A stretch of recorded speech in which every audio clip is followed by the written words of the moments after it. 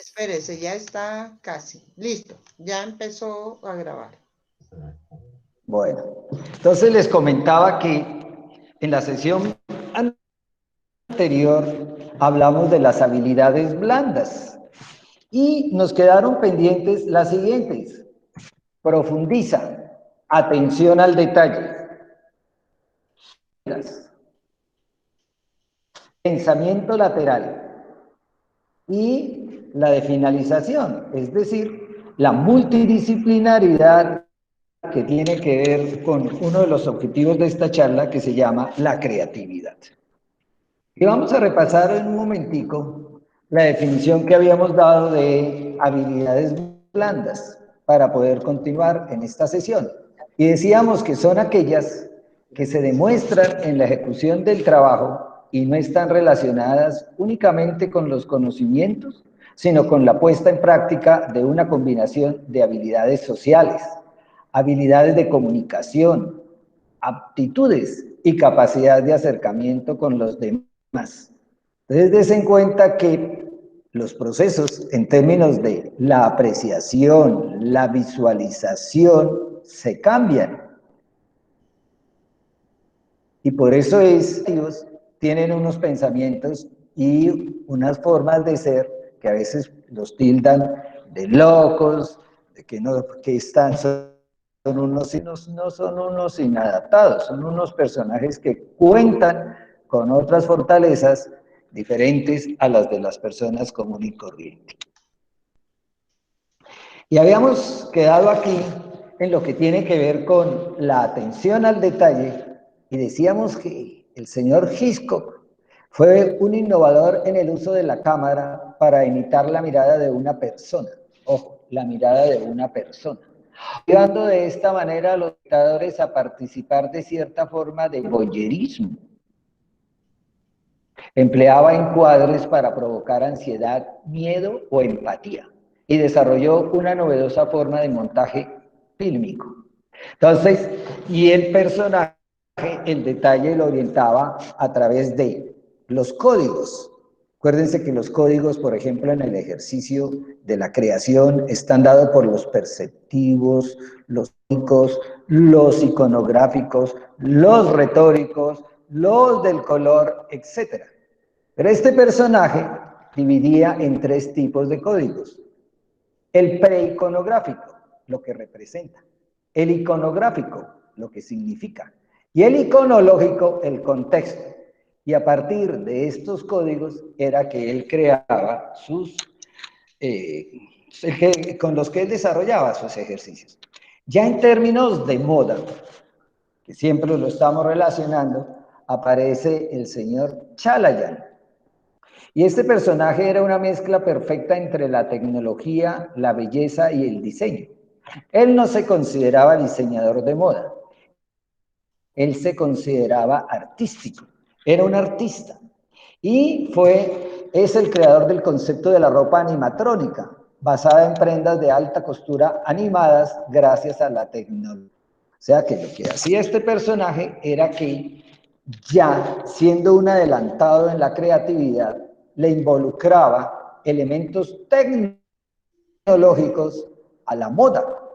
Y por ejemplo, este vestido era un vestido hecho con elementos de Swarkov, con brillos de Swarkov y luces LEDs.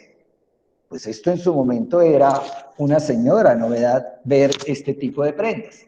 Y decía, sus colecciones muestran migraciones, la pérdida, la velocidad que rige nuestras vidas o el movimiento ortopédico del cuerpo. Es decir, deconstruía el cuerpo y tomaba los elementos antropométricos para desarrollar sus propuestas.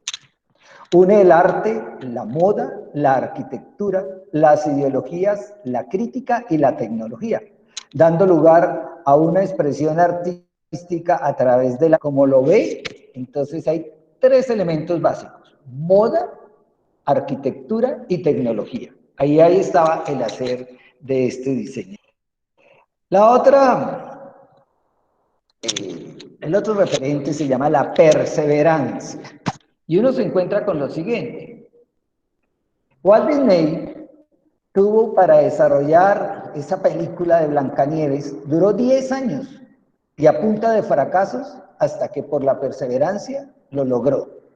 Los famosos gobelinos, ese trabajo de bordado, contaban historias de guerra y se demoraban hasta 35 años desarrollando este tipo de tapices, como la batalla de Sama, y ahorita la vamos a ver. Y hay este personaje que es muy interesante, que es una artista japonesa, que se llama Yayoi Kusama. A lo largo de su carrera ha trabajado con una gran variedad de medios, incluyendo pintura, collage, escultura, arte de la performance en sus instalaciones, y la mayoría de las cuales es temático en la psicodelia y la repetición de los patrones.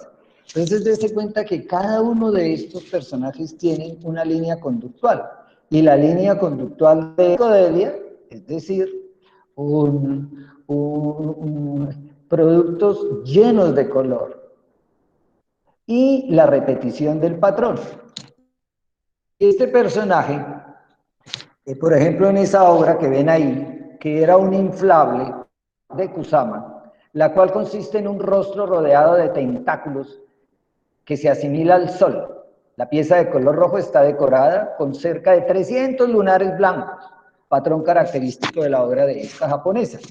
Y este personaje tenía 3 elementos básicos como línea conductual en sus propuestas, como perseverancia, como era: espera tu momento, tranquila, era constante, le daba hasta que lo lograba. Y lo lograba con paciencia.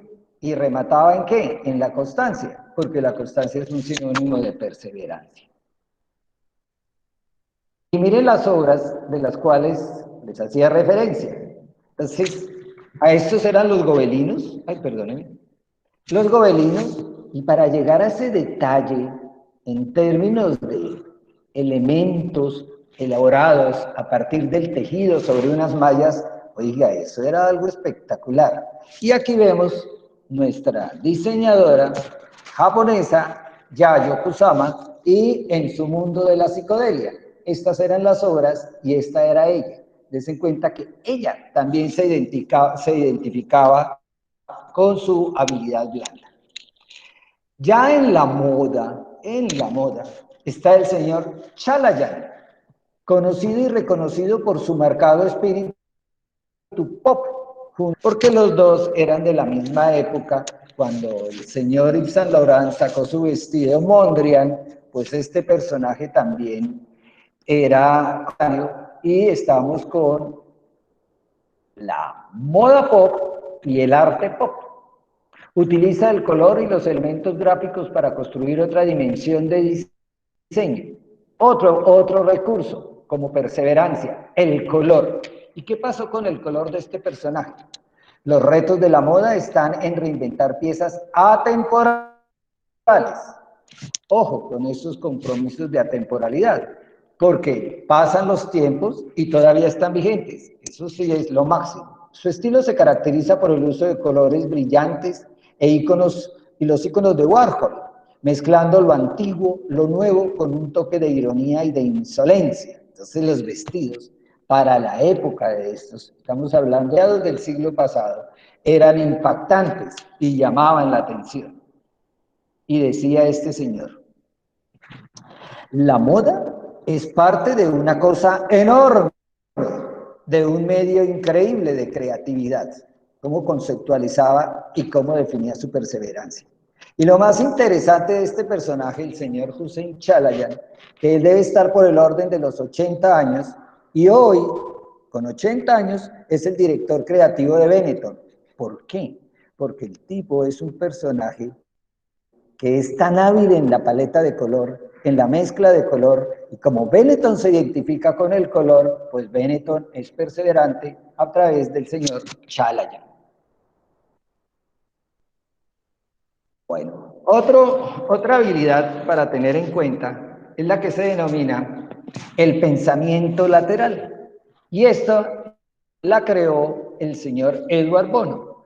Y él decía lo siguiente: es un método de enfoque para resolver los problemas desde distintos puntos de vista, distanciándonos de las lógicas directas más habituales y permitiéndonos así encontrar nuevos caminos de respuesta a las situaciones o desafíos ya planteados. Entonces, des en cuenta que aquí se connotan unas habilidades y unas estrategias en el diseño y en la creación totalmente diferentes. Contiene 6 referentes para pensar. ¿Cuáles eran los elementos para hacer y para lograr un pensamiento lateral? Primero, la pausa creativa. Segundo, el foco, mirar hacia dónde es que vamos. Siguiente, el cuestionamiento, el abanico de conceptos, la aportación del azar o la provocación. Entonces, no está definido un objetivo, sino que a partir de plantear los elementos que están cerca de ese objetivo es que se llegan a las propuestas creativas. Y tiene una primera fase que es la percepción. Entonces, los códigos perceptivos, las acciones y las reacciones ante los efectos creativos, ante los reflejos creativos. Y una segunda que es el procesamiento. Entonces, como que primero hay una lluvia de ideas, de referentes creativos, y después se procesa en una forma abierta. El pensamiento lateral cumple 2 funciones básicas. Uno, el uso de información como estímulo de nuevas ideas y la superación de soluciones comúnmente aceptadas como absolutas o únicas. Entonces, a veces retoma elementos en términos de la lógica clásica para desarrollar esas nuevas propuestas de pensamiento lateral. Este método es muy útil en la solución de problemas prácticos y en la concepción de ideas. Entonces, se sale de lo cotidiano, se sale de lo clásico y se dan otras formas y otros recursos. Y miremos acá, ya en la moda vamos a analizar 2 personajes que se involucraron en el pensamiento lateral. Uno era el señor Terry Mugler, 1989, de Macbeth, en la comedia francesa. Este personaje se inspira en los insectos, en los robots, en la ciencia ficción, en el sadomasoquismo y la iconografía de la mujer fatal del cine clásico. Entonces, retoma esos elementos del hedonismo y los comunica a partir y a través de sus diseños. Y decía, controlaba la escenografía, la iluminación y el estilismo de sus desfiles y aseguraba que la comodidad, ojo con esto, aseguraba que la comodidad no era una de sus prioridades, porque cuando sean inquietos y observen los diseños del señor Mugler, pues hombre, metía a esos modelos en unos corsés, era el obsesivo por las cinturas de avispa, y esas pobres mujeres casi que no podían ni respirar y se ahogaban por lo que se denomina la estatopigia. Es decir, las famosas cinturas de avispa, pero esos elementos que en términos de composición pasaban a un segundo plano en cuanto a lo que era mortificar el cuerpo, pero eso decía, la comodidad, que vayan cómodas, eso a mí no me interesa, pero yo lo que quiero es una estética diferente y unos recursos creativos también diferentes. Y eso en el occidente. Para el caso del oriente, entonces tenemos al señor Miyake, que ese personaje sí que trabajaba el pensamiento lateral y lo manejaba de las siguientes maneras. Es un diseñador de moda japonés especialista en combinar magistralmente diseño y tecnología en la exploración conceptual indicativa de lo natural, y tanto en sus colecciones como en sus diseños, tanto en sus colecciones como en sus diseños. Y entonces este personaje, sus diseños son referidos no como ropa o conjuntos prêt-à-porter, sino más bien como la arquitectura del arte. ¿Por qué? Se entrega a los materiales y deja que ellos sean los que definen el estilo. Y por eso, así como el señor Fortuny, cuando creó su vestido de unos plisados, el vestido Delfos, de unos plisados que todavía no se sabe cómo los hacía, este personaje también utiliza unos tratamientos en los materiales que lo hacen único. Y lo más importante dentro de su pensamiento lateral es vender prendas que no pasan de moda, prendas atemporales, O sea, miren lo que es luchar con la estética y con el estilo. Y ese es el compromiso de este personaje. Ya vamos otra con la creatividad como una forma de una forma multidisciplinaria. Y entonces aquí tenemos a los siguientes personajes. Cherry Levin, la apropiación de la obra de artistas, reproducciones fotográficas exactas del trabajo de otros fotógrafos como Walker Evans, Elliot Porter y Edward Benson. Cindy Sherman, los personajes. Fotógrafa y directora de cine estadounidense, una de las mayores representantes de la fotografía de posguerra. Exhibió más de 3 décadas de su trabajo en el Museo de Arte de Nueva York. Edward Kac, artista multidisciplinar, conocido por crear obras que usan biotecnología para intervenir en la estructura genética. Y entonces veamos estos referentes de creatividad.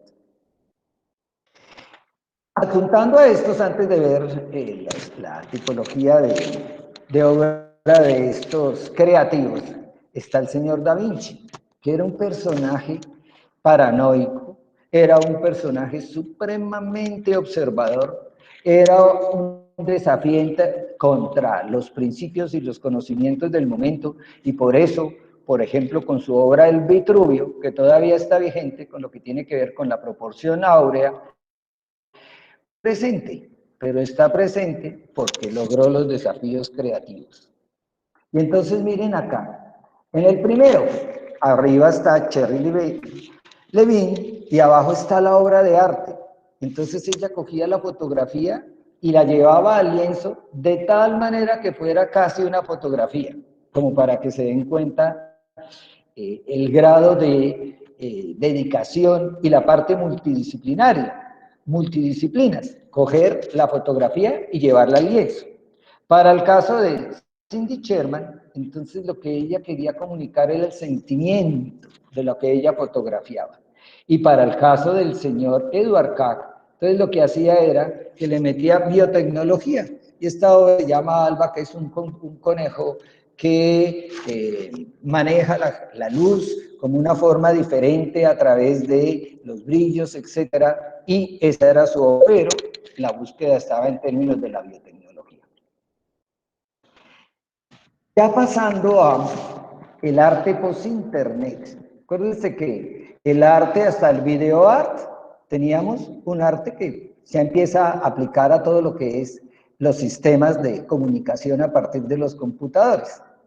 Pero ya con el arte de internet, como este representante que tenemos aquí, que se llama Andy Salman, buscaban una nueva estética, rebelde y muy táctil.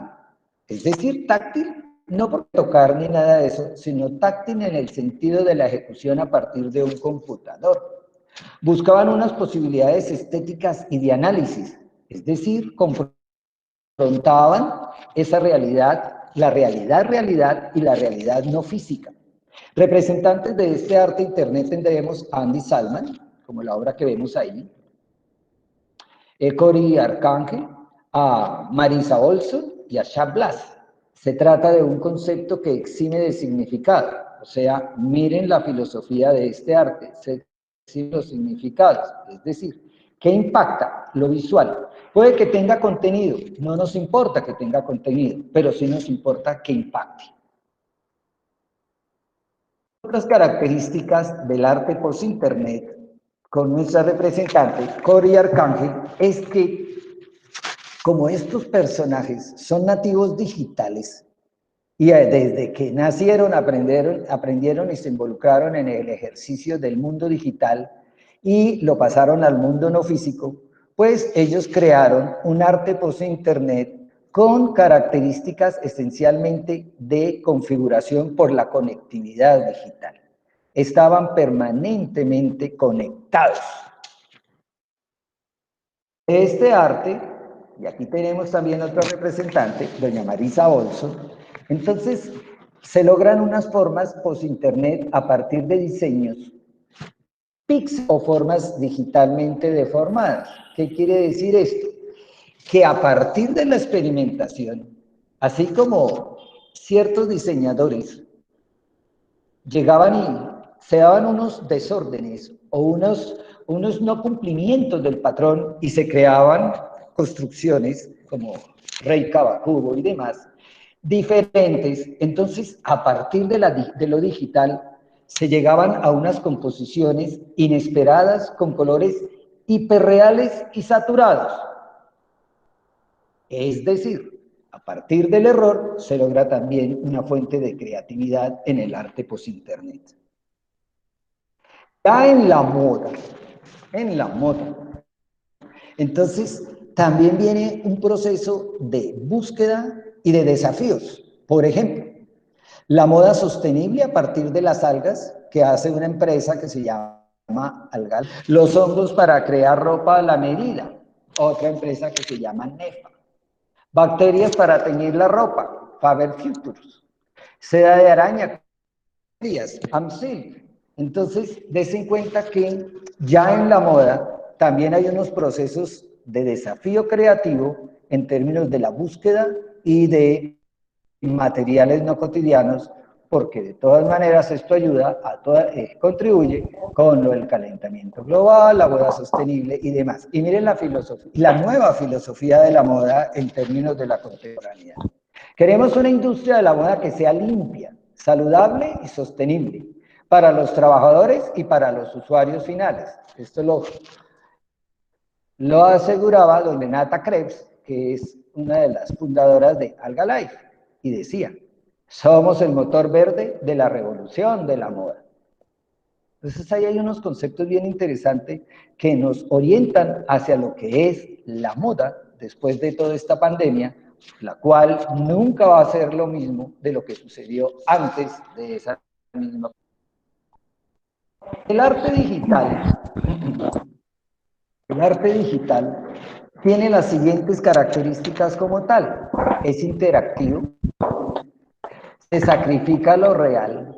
Y esto es bien importante, ese sacrificio de lo real, porque los mismos desarrolladores a veces no saben qué es lo real, qué es lo virtual.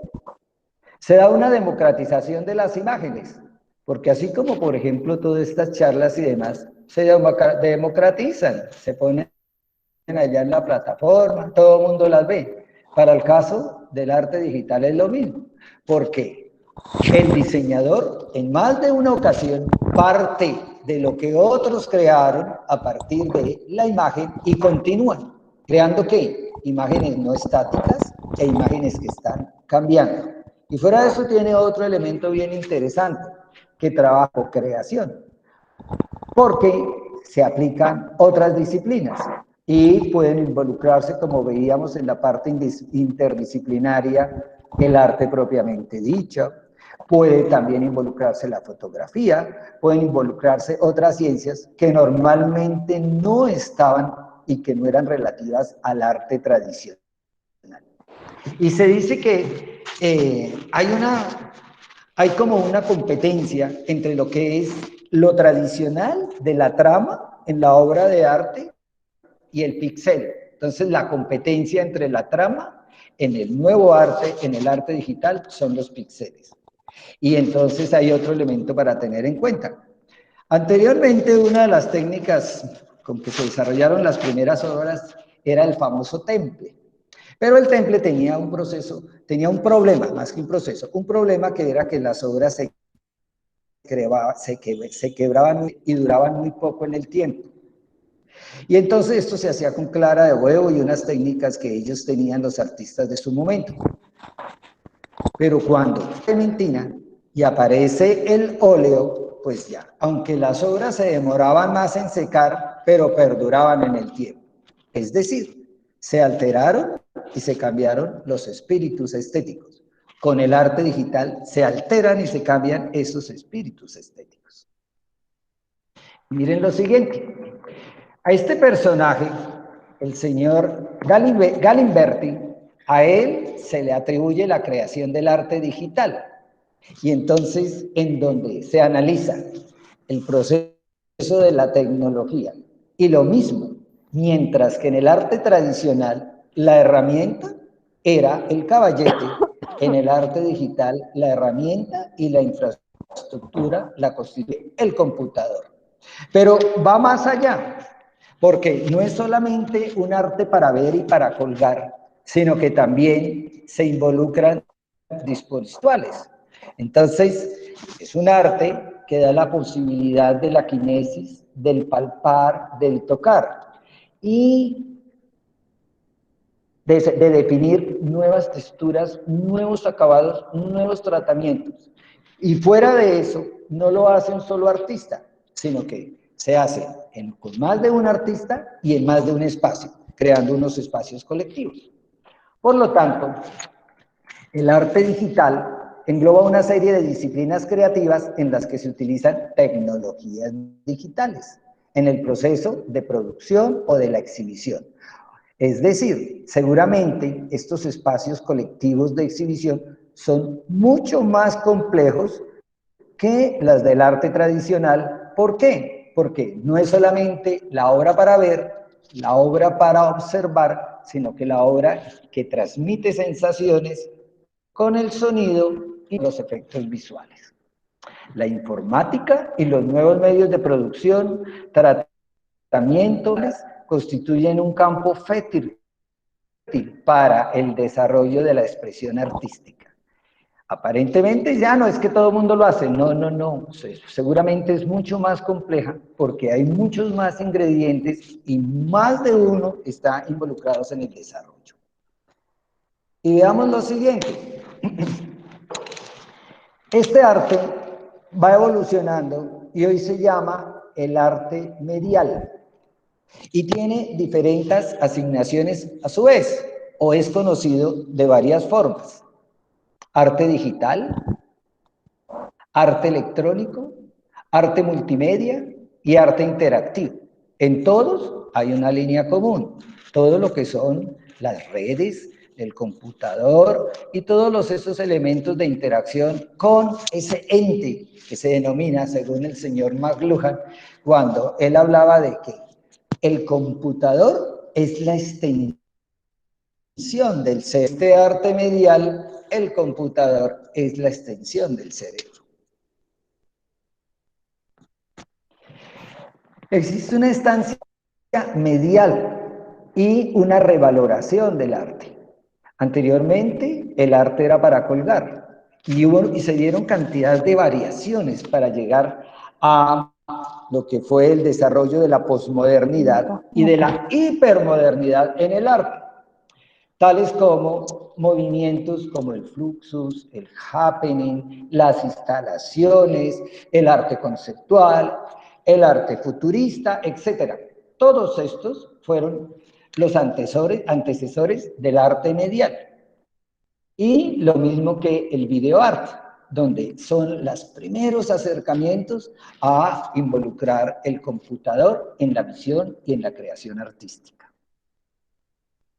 Y todos se desarrollaban a partir de interfaces creadas, porque ¿cuál es la acción del creador, del desarrollador, del artista?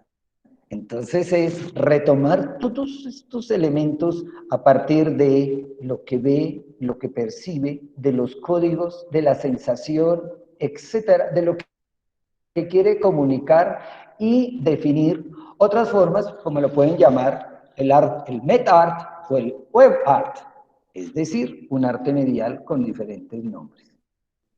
Y aquí hay otra cosa interesante para tener en cuenta, que se habla de alta tecnología, el high-tech, o la tecnología pobre. Para estos actores, para estos artistas, para estos creativos del arte medial, la tecnología pobre es la de el pintar sobre un caballete, lentes técnicas, ya sea el carboncillo, ya sea la parte de la pintura al óleo, lo que sea.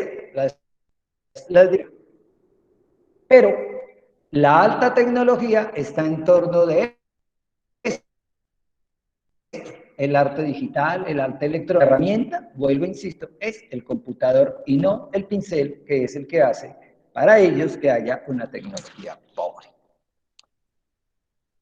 Y acá aparece algo bien interesante. ¿Qué se puede hacer con? Es un interrogante. Probablemente las personas cuando comienzan a conocer la filosofía de estas nuevas formas de arte, también se comienzan a cuestionar. Algunos han hablado de, ¿será que esto es arte? ¿Será que estos personajes llegan a la esencia del arte que está dada en términos de la personalización de la obra para crear? Porque muchas veces también es un arte efímero y es un arte que llega y se satura, pero tiene una filosofía diferente. Y mire lo que pasa. Y esto, el tiempo para el desarrollo de este arte medial no es reciente. Ya el señor Uccello, que era uno de los artistas renacentistas, ya el personaje en sus obras proyectaban lo que eran las perspectivas. O sea que tenía la visión de los puntos, de mirar la profundidad, etc. Y otro personaje que tiene que ver con la parte de la creación del cine, el señor Méliès, él ya creaba los efectos especiales. Y lógicamente, con unas herramientas supremamente artesanales, pero hacía que los espectadores se asustaran de acuerdo con la sensación que le producía ese nuevo cine sonoro. Y ahora vamos a mirar esto. Vamos a concluir con lo siguiente. Probablemente este video, con este cierro mi presentación, se le baja un poquito.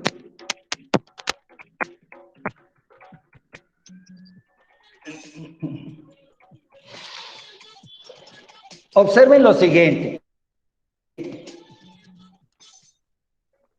Es una diseñadora africana y ya comienza en términos de la moda a mostrarnos lo que es el arte, la moda virtual, las prendas virtuales.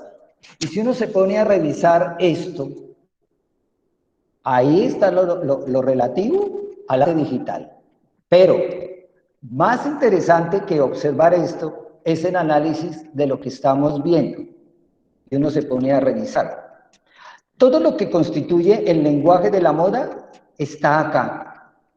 Las categorías de la creación, ahí están. Ya sea retro, etc. Los principios creativos.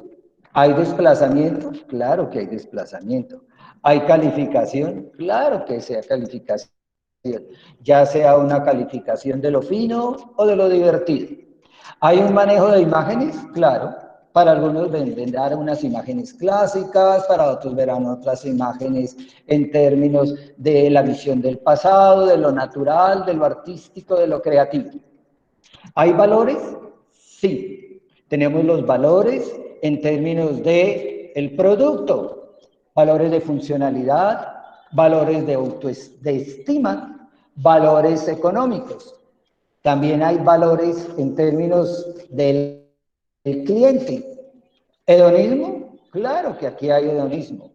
Y el personaje y estos nuevos consumidores irán a optar por esta tipología. ¿Listo? Miren los estampados. Miren la valoración de la imagen. Y entonces uno dice, ¿imagen trampa? Claro que hay una trampa, porque no está el cuerpo de la modelo, pero está la corporeidad de la modelo. Entonces, en este video, que esa era la idea, que era la conclusión de este ejercicio, pero si salimos acá un momentico.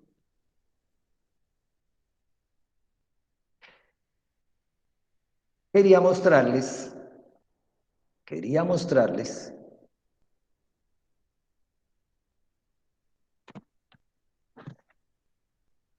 dejar de presentar, ya. Quería mostrarles con ese video cómo para entender la moda, ya hasta diría yo, la nueva forma de entender la moda hoy, hay que involucrarse en estas técnicas de arte medial, de arte porque esas figuras que vimos no son sencillas, son supremamente complejas. ¿Por qué? Porque hace que esos nuevos consumidores de la moda, esos nuevos actores digitales se involucren en unas estéticas que probablemente para una generación X, probablemente para una generación de baby boomers y demás, es muy compleja y muy difícil de entender. Pero para una generación como la de los centennials, como para una generación como aquellos personajes que se volvieron y que se convirtieron nativos digitales, eso ahí está. Y con todas las ventajas. Primero, hay muchos vestidos de estos virtuales que no se desarrollan físicamente, se desarrollan en el computador y le dan la posibilidad a el consumidor de que se escanea su cuerpo y lo ve puesto en su cuerpo, en sus antropometrías reales. Entonces, son otras formas de desarrollo. Y con esto no quiero decir que va a desaparecer la moda en términos de la vivencia de lo presencial, sino que seguramente habrán los clientes para la moda con la visión en términos de la kinesis, de la observación, del palpar, y habrán otros nuevos formas de otros nuevos consumidores que se adaptarán y que gustarán de no tener que probarse la ropa, de no tener que ir a comprar a un centro comercial, sino que optarán por la moda eminentemente virtual, la moda digital, y gustarán de esas nuevas formas de expresión en cuanto a la creatividad y al desarrollo de esa creatividad. Listo. Bueno, esa era mi charla y con eso termino yo mis habilidades blandas. Si alguien tiene alguna pregunta, si Martica tiene algún cuestionamiento, con mucho gusto.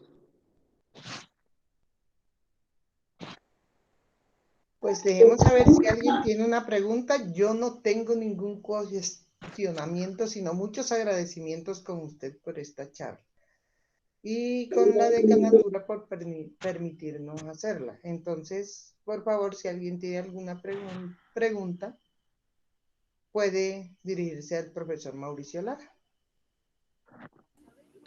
Profesor Mauricio, buenas noches, ¿cómo está?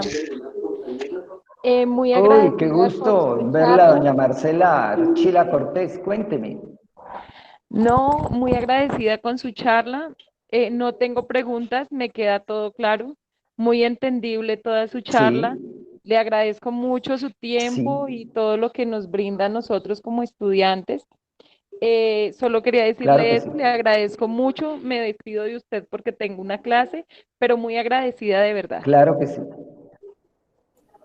Con mucho gusto. Y la verdad es que como los tiempos son cortos, y ustedes son generación internet y demás, también se acercan a ser nativos digitales, pues observen y cojan esta presentación y busquen las obras de estos artistas y profundícenlas. Y profundícenlos en cuanto a qué es lo que querían comunicar y probablemente para el ejercicio de la moda esto sí que nos sirve. Listo. ¿Qué más, Martica? Muchas gracias.